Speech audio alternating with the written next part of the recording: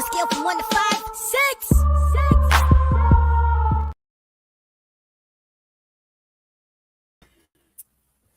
What's up? What it is? What it do? How I would be? How y'all living? It's your boy. I don't see the place to be. Live in full effect on this Friday. How y'all been? How y'all doing? All right. Let's get right into it.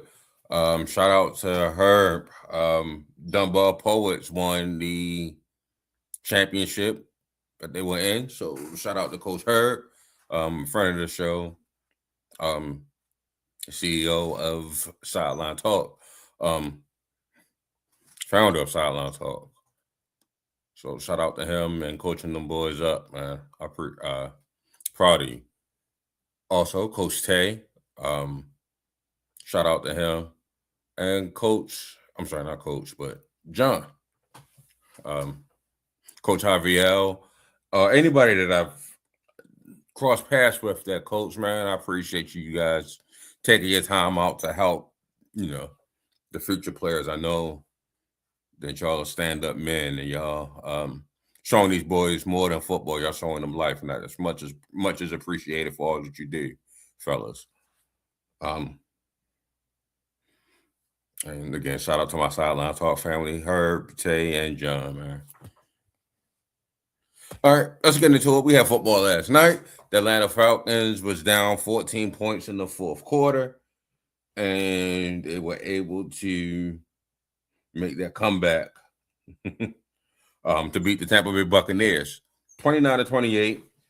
We look at the leaders from yesterday. Kirk Cousins had 373 yards and 3 touchdowns on the Thursday night. So shout out to Kinfolk Kirk. Bijan Robinson had 93 rushing yards, and he also threw in another 82 through the air with a rushing touchdown. Kyle Pitts, man. Kyle Pitts had the best game of his career. He's set to be a free agent this summer. And the Falcons have already been eliminated. So it's time to put some film on, some work on tape and, get that film out there. Kyle Pitts had 11 catches for 166 yards and 3 of 3 Kirk Cousins touchdowns. Baker Mayfield played well. He had 277 yards, 2 touchdowns, but a crucial interception in the fourth quarter. Bucky Irvin ran for 60 yards. And Mike Evans, welcome back. 6 catches, 132 yards, but no touchdowns through the air. Ibuka also added another 64 yards on 4 catches. But if we focus on Tampa Bay, they are on a bit of a snide, if you will. I told you guys earlier in the season, anyone that would listen to me, not necessarily a Baker Mayfield hater, but I did say that the Tampa Bay Buccaneers were fraudulent. Not trying to kick them while they are down, but they went to that bye week. They were 6-2, and now they're 1-5 after the bye. So that would suggest a little bit of flakiness there. Now they are they fell out of the playoffs at this point, but they have 2 of their last 3 games. I'm sorry, 2 of their last 3 are against Carolina for the division. They play Carolina next, and then they play Carolina to finish off the NFC South. If that game would actually mean something, but the Tampa Bay Buccaneers got to get it together over these next 3 weeks to win this division. It's a fight, and they had a very comfortable lead at one point in time in the season. Like I said, people were talking about them being Super Bowl contenders, if you will, and Baker Mayfield was in the MVP race at one point in time this season. And it's like we are a far way away from either of those things happening at this point in time. I don't think Baker Mayfield has a chance in hell of winning an MVP at this point. But let's talk about it, man. We know the Atlanta Falcons are eliminated. They picked His name escapes me right now. Quarterback out of Washington, Michael Penix. Lord, couldn't I think of his name? As a first rounder last year. But this is his third knee injury, if you include college and pro. And the Falcons do not have their first pick. They traded that pick away. So the Falcons don't know if they are about to hit QB purgatory. It seems like every team that Kirk Cousins go to had some type of QB wall. Kirk Cousins was with Washington, and I thought they went QB purgatory until they got Jaden Daniels. And we look like we're facing another QB purgatory with Kirk Cousins and often injured Michael Penix. And when Penix was in, I'm a fan of him, and he did not look that good this year, must admit. And again, he didn't get many starts last year either. He pretty much came into the season. I'm sorry, his rookie season, he came in around late November anyway. So he didn't get many games last year, and then this year he gets hurt. So I'm not writing Michael Penix off by any stretch of the imagination. He could definitely bounce back. Just saying, with those knee injuries, nothing to sneeze at. And if we flip to the other team, Tampa Bay, it looks like Baker Mayfield could potentially be your long-time answer there at quarterback. But is that the long-term answer that you're looking for? Should you guys go grab another quarterback? Maybe not day one. Maybe not a pressing need right away, but it could be a need further on down the line. And that's what's up. If you go ahead and grab another quarterback, maybe second day of the draft, round 2, round 3, something like that, to groom behind Baker Mayfield. I'm not saying it's Baker Mayfield's fault at all. I don't want that to be insinuated. It was just a great game by our hungry Atlanta Falcons team that is not playing for anything but to just play upset and spoiler to everybody. So, shout out to the Falcons for doing what they do. All right, y'all. Much has been spoken about this college playoff.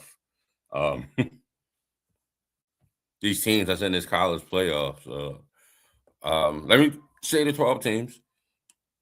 You have Indiana as number 1. They beat Ohio State. Ohio State is number 2. Georgia's 3. Texas Tech is 4. They have a bye week. And then you go into the 5 play to 12, Oregon. 6 is Ole Miss. 7 is Texas A&M.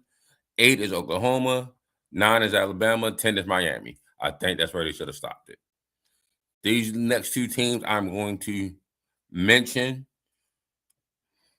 Tulane versus Ole Miss, probably going to be over by halftime. James Madison versus Oregon, probably going to be over by the first quarter. This is not March Madness, people. We can't hope and pray for upsets and think that's going to happen like this was, the basketball tournament. For context, basketball team has about 12 players. Football team has about 90 in college. You have 11 on offense, and you have a completely different 11 on defense. So that's 22 players that you are hoping plays against the other 22. Let's put kickers and punters in there. There are people as well. Hoping you play against the other 24 a lot better. With that 12, and just hope they just keep making mistakes. Come on now, it's football, not basketball. If Carmelo Anthony didn't do his dynamic run with Syracuse, he also had some teammates there. Again, Ward did some work, and I forgot the little white point guard that they had, but he was getting some work done as well. But, you see somebody like a Kevin Durant, get upset in the tournament his rookie year. No matter what he could do, is one guy.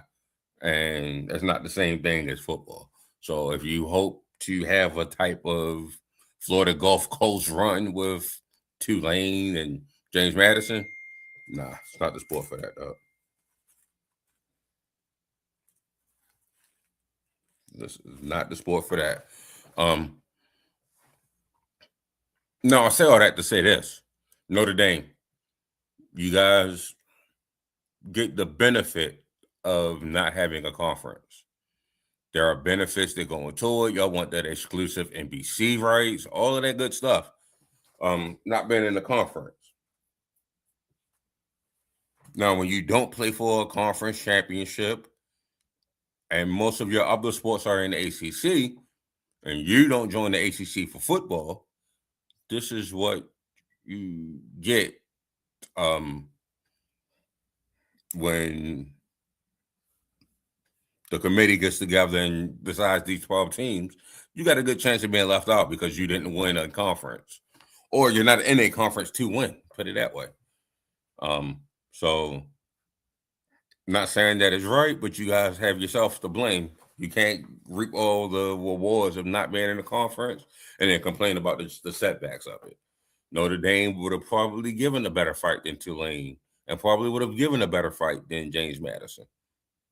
But at this point in time, you guys gotta sit home, and you guys opted, and it was your right because players opt out all the time. It was your right to opt out of playing a bowl game at all, and you guys say, "Nah, we good. We'll wait for the spring games." Jadarian Prince and Love, y'all go ahead, do what y'all got to do. NFL Combine, or maybe one of y'all coming back. Who knows? But this is what you guys get to when you chose not to join a conference. Now you learned your lesson. Hopefully y'all get ACC, get an SEC tournament, and this stops this, don't hurt the kids going forward after that. All right, let's talk about Sunday.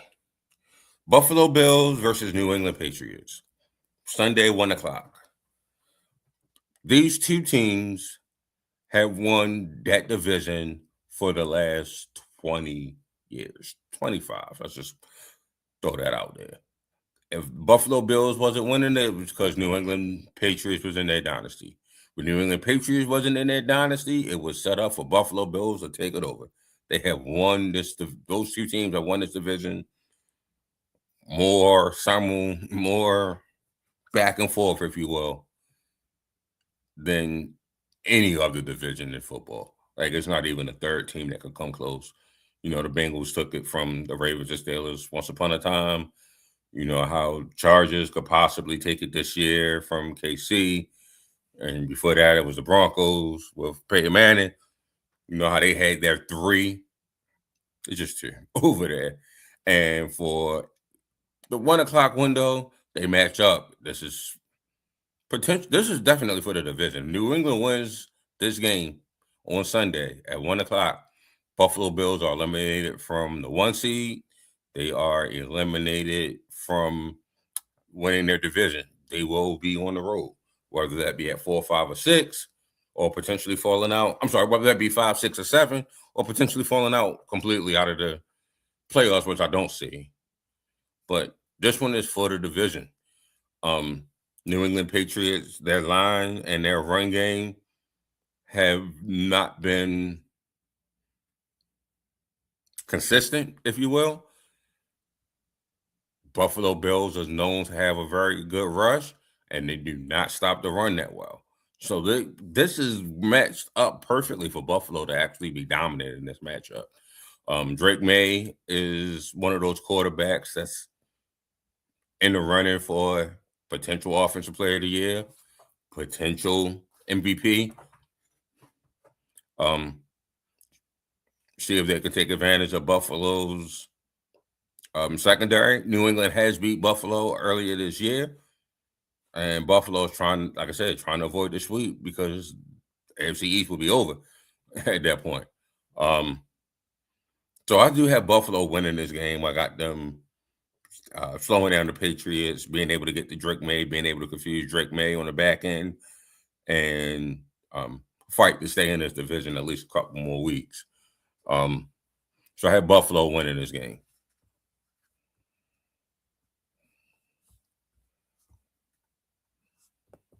All right, and then we get to the 4:00 games. You got Detroit Lions versus LA Rams. Famously, the Rams made the trade. They had Jared Goff. They sent him to Detroit. Detroit sent Matthew Stafford over to the Rams. And right now, it looks like Matthew Stafford has already got a ring. He's in line to potentially get another one. And he's also that pole position to win the MVP this year. So on surface level, and so far what they've done already, looks like the Rams have won this trade. But Detroit has also been in the running with the NFC and winning their division.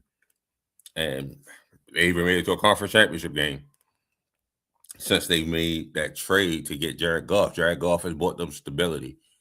And there's no question on my mind who's a better quarterback or who's the better quarterback has been this year. That's definitely Stafford. But like I said, Jared Goff just gives them consistency, stability. And I think that is because the Rams were ready to win when they got Stafford. And Stafford is older, so Stafford will be out first, if you will, technically, as far as, retiring and all that good stuff. So you got a little bit more of a runaway with the Lions and Jared Goff. So I think that this trade has actually worked out better for both. This is a rare double win when it comes down to trades. Like I said, the Rams were ready to win. They already had Cooper Kupp. They had Odell. They had they got Odell. They had that defense, Andrew Whitworth on the line. Aaron Donald was already all pro, was ready to hang it up. He just wanted a ring. So the Rams were ready to win now, and that was Matthew Stafford. The Lions were playing the longer game, and they were able to hit on some draft picks: Jahmyr Gibbs, Amon-Ra St. Brown, Jomo, Frank Ragnow, the line, defensive line, the lean, Aiden Hutchinson. They were able to build up and keep building this team, and Jared Goff has provided some stability for the Lions. So like I said, it's a rare double win on the trade. But for this matchup, I'm going with the Rams. I said all that to say this. I'm going with the Rams in this matchup. The Lions, I do like them. I do think that they could potentially challenge for a wild card this season. But I got the Rams in this one, and they will be the number one seed for playoffs. And if I had to say who's going to the Super Bowl from the NFC, it's going to be the Rams. All right. Nightcap on Sunday is Dallas versus Minnesota. Don't have any high hopes for this game at all. But Dallas needs to go ahead and bounce back. They lost a close game last time they played, but they need this is the bounce back they need. So what goes without saying, Minnesota Vikings, if they lose this game, they are eliminated from the playoffs. And I think this will be a loss for Minnesota. So they can go ahead and get ready. Not sure what I don't know if they, and this is the bad thing because it's been 2 years already. I don't know if they've seen enough from J.J. McCarthy to say that this is my quarterback and I'm not taking another one. I don't think they've seen enough to say yes or no on that. And that's the bad thing because J.J. McCarthy has been injured twice for a majority of both seasons when he was in line to be the starter. At least this year he was in line to be the starter, and he's always hurt. All right, so the rest of these Week 15 games goes as follows, and I'm going to skip around because I'm not mentioning teams two teams is already undefeated. Two teams is already eliminated. I ain't wasting my breath on them. So let's go through. Shall we? We shall. All right. So Shador is playing against the Chicago Bears. Yes, the Browns are eliminated, but Caleb and Shador is going to be must-see TV, but it's going to be the Bears. Chiefs is playing up against the Chargers. Chiefs have already been eliminated from winning the AFC West, and the Chargers can definitely win the AFC West. Well, no, they can't. Chargers are chasing the Broncos. I completely forgot about that. But I'm going with the Chiefs to get revenge on their Week 1 loss. I've already mentioned Buffalo.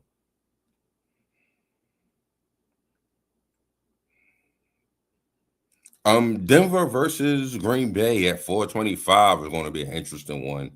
Both of these two teams are challenging for that number 1 seed in their respective conferences. If I had to pick a team, and that's the whole point of this exercise, I'm going with the Broncos. I think they'll be able to get to Jordan Love, make him uncomfortable, and keep this game close enough for Bo Nix to win it. I'm going with the Broncos on that one.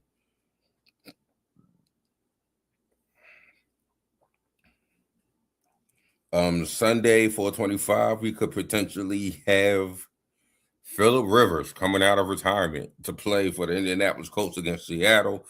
Don't know why. Both of these teams are not eliminated, but it just feels like the Colts are. So I'm going with Seattle on that one. And then Monday night, the Dolphins aren't eliminated. They are actually challenging for a wild card spot, and they are playing up against the Pittsburgh Steelers. I think the Steelers win, but I'm not picking them. I'm going with Miami, just because I can't. And then Baltimore, city, my city, Baltimore, going up against the Cincinnati Bengals, who embarrassed y'all on your field Thanksgiving night. Please fight back. Looks like Rashad Bateman is having an issue with his sprained ankle, so he may or may not play. Tavius Robinson may or may not play. He's practiced this week from his it was a shin issue or knee, something like that. And then Darius Washington could potentially be back from his Achilles issue when he tore his Achilles earlier in before training camp, off season. And he could be back. T. Higgins has been ruled out for that game. Like I said, Baltimore, don't embarrass me. I don't know what the hell is going on with my offense, what's going on with my defense, why we can't put no pressure on the quarterback, why we can't protect the quarterback. Well, I do know why you can't protect the quarterback. Number 77 is on the same team. Sorry to say it. But Baltimore know what they got to do to win this game. They continue to run the ball. Derrick Henry. Keaton Mitchell's playing. He doesn't have he's practicing. He doesn't have an injury designation for this game, thank God. So Keaton, Mitchell, Derrick Henry go off running the ball. Zay Flowers, man, step up. Mark Andrews, we just signed you to a big contract, bro. Step up. Speaking of contracts, Travis Jones, my guy, signed the 3-year extension, something with the CBA, and we were able to get him for 3 years for the cheap. Like, he'd have definitely got more and could have demanded more on free agent, but he likes what's going on in Baltimore, so he decided to stay. So shout out to my man Travis. Travi, welcome to the flock for 3 more years, brother. But all I'm going to say is, y'all know what to do. Chase, Burr, these dudes is cold. Speaking of cold, this could potentially be the coldest game the Baltimore's ever played. with my Florida quarterback. But I digress. Y'all know what to do. Take care of the ball. That's rule number one. We cannot have 5 turnovers again. Take care of the ball. Like I said, run the ball on them. Keep Burr and Chase on the sidelines, bro. Keep them on the sidelines. That's the best way to have a goddamn pass rush. Dude's not even in the game. You ain't got to rush him. And then again, get to that quarterback, protect ours. It's basically football 101. Y'all know what to do. And thank you for watching. Y'all know what to do. Follow the Substack, alubugging.substack.com. I appreciate you guys. Going to try to be giving y'all a lot more content during the Christmas season. I've already started my scouting. I'm going to start doing some scout breakdowns on here as well. But that's my show for this evening, man. Be blessed, be productive, be more. I love you. I'm out.